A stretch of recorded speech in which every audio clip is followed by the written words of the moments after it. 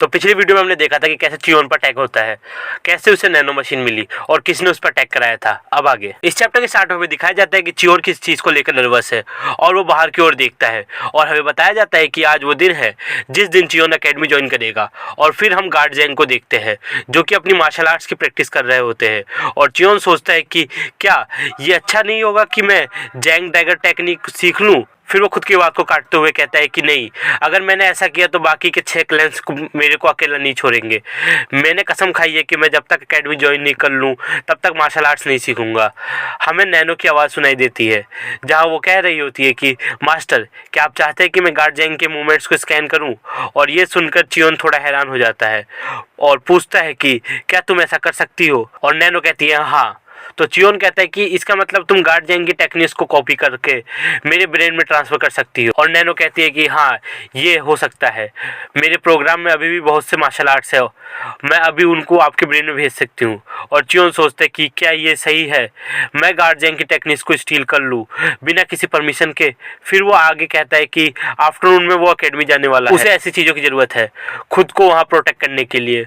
और वो नैनो से स्कैन करने को कहता है और फिर नैनो गार्ड जैंग के मूवमेंट्स को स्कैन करने लगती है और उसको ये करने में 30 मिनट लगती है और वो स्कैन कंप्लीट कर लेती है और वो सारी इन्फॉर्मेशन चियोन के ब्रेन में ट्रांसफर कर देती है। और चियोन हमेशा की तरह डिजी फील करता है और खुश होकर एक डैगर उठा लेता है और कहता है कि मैं ये कर सकता हूँ। और फिर बाहर की ओर देखकर कहता है कि ओ हाँ, मेरे को केयरफुल रहना पड़ेगा कि गार्ड जैंग ये देख ना ले। और वो अंदर जाकर ये टेक्निक परफॉर्म करने लगता है जो कि बिल्कुल गार्ड जैंग की टेक्निक की तरह है। तो यहाँ उसने गार्ड जैंग की 20 साल की मेहनत कुछ घंटों में सीख ली और चियोन भी यही सोच रहा होता है। और फिर नैनो बोलती है कि मसल स्कैन हो चुका है, क्या उसे मसल ट्रांसफर करना है। और अचानक से उसकी सारी बॉडी में पेन होने लगता है और वो ये चीज़ नैनो से पूछता है और नैनो कहती है कि ये इसलिए हो रहा है क्योंकि उसके पास अभी मसल्स नहीं है ये टेक्निक परफॉर्म करने के लिए। और वो फिर इस चीज़ को सिंपल लैंग्वेज में चियोन को समझाती है लेकिन चियोन को अभी भी समझ नहीं आ रहा।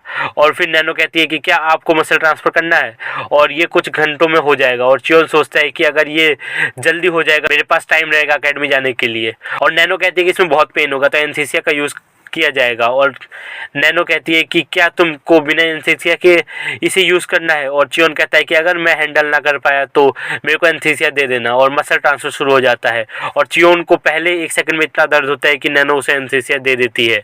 और फिर हम देखते हैं कि गार्ड जैंग को जो कि खाना बना रहे होते हैं और सोचते हैं कि क्या उन्हें कुछ स्पेशल बनाना चाहिए। और आज फिर कहते हैं कि उनको सिंपल मील ही बनानी चाहिए जो कि प्रिंस को पसंद है। और सोचते हैं कि 5 साल हो गए हैं जब मैंने कुकिंग सीखी, मैं कोई कुक नहीं था। और हमें चियोन की माँ दिखती है जो कि बोल रही होती है कि यू वुन का ख्याल रखना। और हमें बताया जाता है कि उनको पॉइजन दे के मारा गया था। और जैसे ही वो चियोन की आवाज़ सुनते हैं वो जल्दी से ऊपर जाते हैं लेकिन तब तक नैनो ने उसे एनेस्थीसिया दे दिया होता है। और गार्ड जैंग उसकी नर्व चेक करते हैं और फिर वहाँ फुटप्रिंट्स को देखकर बोलते हैं कि प्रिंस ने मेरी ट्रेनिंग को 2 साल तक देखा और वो मेरी 20 साल के ट्रेनिंग के बराबर आ चुके हैं। तो इस चैप्टर के स्टार्ट में बताया जाता है कि मसल ट्रांसफर हो चुका है और चियोन भी होश में आ जाता है और कहता है कि मैं फिर से ये नहीं करने वाला। और नैनो कहती है कि मैंने पहले ही बोला था। और चियोन कहता है कि मैं यहाँ नीचे क्यों गिरा हूँ, क्या यहाँ गार्ड जैंग आए थे। और चियोन नैनो से कहता है कि अब मेरे को पेन फील थोड़े होगा डैगर टेक्निक यूज़ करने में। और नैनो कहती है कि अब उसकी मसल उन लोगों के बराबर है जिन लोगों ने इस टेक्निक को 20 साल तक प्रैक्टिस किया है। और वो इस टेक्निक को परफॉर्म करने लगता है और ये पिछली बार से ज़्यादा एक्यूरेट और पावरफुल होती है। और जब वो पहला स्टेप लेता है सेकंड फॉर्मेशन का तो नीचे की वुडन फ्लोर टूट जाती है और चियोन सोचता है कि ये कितना पावरफुल है। और तभी गार्ड जैंग की आवाज़ आती है कि खाना तैयार है। और चियोन उन फुटप्रिंट्स को छुपाने की कोशिश करता है लेकिन तभी वहाँ गार्ड जैंग आ जाते हैं और चियोन कहता है कि उसे बहुत भूख लगी है। और गार्ड जैंग कहते हैं कि क्या वो डेली वो विंडो के पास नहीं खाता। और वो कहता है कि वो अब यहाँ से जाने वाला है तो वो आज सोच रहा है कि सेंटर में जाके खाए। और वो मन में सोचता है कि गार्ड जैंग ने नोटिस तो नहीं कर लिया होगा। और फिर हमें दिखाया जाता है कि आज उसको फेवरेट खाना बना है और सोचता है कि शायद से आखिरी बार है जब मैं गार्ड जैंग के हाथों का खाना खाऊंगा। और नैनो बोलती है कि साले मुंह से पानी आ रहा है, जल्दी खा ले। और चियोन खाने लगता है और गार्ड जैंग कहते हैं कि प्रिंस आराम से खाना खाइए नहीं तो ये जल्दी डाइजेस्ट नहीं होगा। और और फिर चियोन अपना खाना खत्म कर लेता है।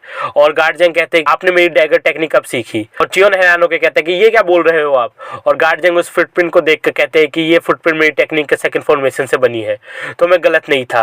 और चियोन सोच रहा होता है कि किसी की टेक्निक को चुराना क्राइम है म्यूजियम में। अब शायद से गार्डजंग उसको हेट करने वाले हैं। और गार्डजंग कहते हैं कि आपने अच्छा किया, और अगर 6 क्लैंस को दी कसम की बात नहीं होती तो मैं खुद सिखाता आपको। और गार्डजंग उसको इस टेक्निक से रिलेटेड एक स्कोर टाइप देते हैं, जिससे चियोन इस टेक्निक में निंगोंग को मास्टर कर सकता है। ये सब देख के चियोन रो देता है। हमें एक सीन दिखाया जाता है जहाँ चियोन गार्डजंग से कहता है कि वो कभी नहीं रोएगा, और गार्डजंग सोचते हैं कि इसकी माँ 5 साल पहले मर गई और तब से मैं इसको संभाल रहा हूँ। बच्चे को अपने पेरेंट्स का अफेक्शन तो तब भी चाहिए होता है। और वो चियोन से कहते हैं कि आज रो लो जितना रोना है, लेकिन तुमको स्ट्रॉन्ग बनना है। और चियोन गार्डजंग को थैंक यू कहता है और सोचता है कि मेरे पास भी एक जगह है जहां मैं आ सकता हूं वापस। और फिर हमें एकेडमी का सीन दिखाया जाता है जहां लोग बात कर रहे होते हैं कि यहाँ कितने सारे लोग हैं। कुछ लोग नर्वस होते हैं, और फिर हमें एक बंदे को दिखाया जाता है जो कि बोल रहा होता है कि इतने सारे लोग, लेकिन किसी के पास कोई स्पिरिट नहीं है। और ये बंदा लेफ्ट गार्डियन होता है किंग का, ली हाओमुंग। और लोग गार्डियन ली के बारे में बातें करने लगते हैं, और फिर गार्डियन ली फ्रंट रो के बच्चों को देखता है जो कि कैंडिडेट होते हैं थ्रोन के, और वो बिग 6 क्लैन से आते हैं। हमें सारे बंदों के नाम बताए जाते हैं। पहले डार्क क्लैन से चियोन मू यून, फिर शॉर्ट क्लैन से चियोन कुंग वुन, फिर स्प्रिंग क्लैन से चियोन मू क्वीन, फिर पॉइजन क्लैन से चियोन जोंग सुम, और फिर ब्लेड क्लैन से चियोन यून चान, और साउंड क्लैन से चियोन वुन रू। और ये एक फीमेल कैंडिडेट है। और गार्डियन ली कहते हैं कि और वो कहाँ है। तो इस चैप्टर के स्टार्ट में हम देखते हैं कि एकेडमी में चियोन के नाम की कोई टैग नहीं होती, और वो समझ जाते हैं कि जरूर से 6 बड़े क्लैंस का काम है। वो चियोन को उस सेम रो में खड़ा नहीं होने देना चाहते हैं जहां उनके बच्चे खड़े होते हैं, और सोचता है कि उनसे सामना करने से कुछ मिलने वाला नहीं है, और वो लोग मेरे को मारने की कोशिश करते रहे हैं जब जब उनको चांस मिला है, तो अगर मैं उनके सामने गया तो मेरे लिए अच्छा नहीं होगा। और वो आगे बोलता है कि वो जरूर स्ट्रॉन्ग बनेगा इस डिमोनिक एकेडमी में। और सीन शिफ्ट होता है और चियोन सबसे पीछे खड़ा होता है, और सारे बच्चे उसके बारे में बात कर रहे होते हैं कि वो कितना कमजोर है और शायद से सबसे पहले वही फेल होगा। और चियोन भी उनकी बातें सुनता है। फिर गार्डियन ली भी चियोन को देख लेते हैं कि वो अकेले सबसे पीछे खड़ा है, और वो आगे कहते हैं कि ये एक अच्छा तरीका है टेंशन पाने का। और फिर वहाँ हॉर्न्स बजते हैं और वहाँ किंग आ जाते हैं, जिनके साथ राइट गार्डियन होते हैं स्यूंग मिंग, और लीड गार्डियन होते हैं मैकरम। और फिर हमें चियोनमा के कल्ट लीडर को दिखाया जाता है चियोन योंग जोंग, और वो सबको किंग का प्रेशर फील होता है। और लीड गार्डियन सबको चुप करा देते हैं और किंग से कहते हैं कि सब रेडी है। और किंग कहते हैं कि तुम सब इस कल्ट का फ्यूचर हो, तो हम तुमको वेलकम करते हैं। और सब बच्चों को किंग की बातें क्लियर सुनाई दे रही थी, और किंग का न्यूंगोन भी दिख रहा था, और सारे बच्चे कह रहे थे कि यही होता है न्यूंगोन। फिर वो आगे कहते हैं कि यहाँ अपने आप को ट्रेन करो और इस कल्ट की पावर बनो। और फिर चियोन को देखते हैं और चले जाते हैं। और चियोन सोचता है कि पहली बार अपने फादर से मैं ऐसे मिला और मैंने बस उनकी कोल्ड आइज को देखा। खैर मैंने ज्यादा एक्सपेक्ट भी नहीं किया था। ये वही आदमी है जो मेरी माँ के मरने पर भी नहीं आया। और फिर गार्डियन ली कहते हैं कि अब माय लॉर्ड की स्पीच खत्म होती है, खुद को प्रिपेयर करो। लेकिन कोई उनकी बात नहीं सुनता। फिर वो चिल्ला के कहते हैं कि सब सीधी लाइन में खड़े हो जाओ। और वो बताते हैं कि एकेडमी 4 साल चलेगी और इसमें 6 स्टेज होंगे, और हर स्टेज पर एक टेस्ट होगा, और तुम्हें बस एक चांस मिलेगा उस टेस्ट को पास करने के लिए। और सब ये सुनकर टेंशन में आ जाते हैं। और गार्डियन ली कहते हैं कि अगर किसी ने वो टेस्ट पास नहीं किया तो उसे एक्सपेल कर दिया जाएगा। तभी एक प्रिंस कहता है कि उसका एक क्वेश्चन है, और गार्डियन ली कहते हैं कि किसने कहा कि तेरे जैसा एक कमीना क्वेश्चन पूछ सकता है। और वो प्रिंस गुस्से में कहता है कि क्या।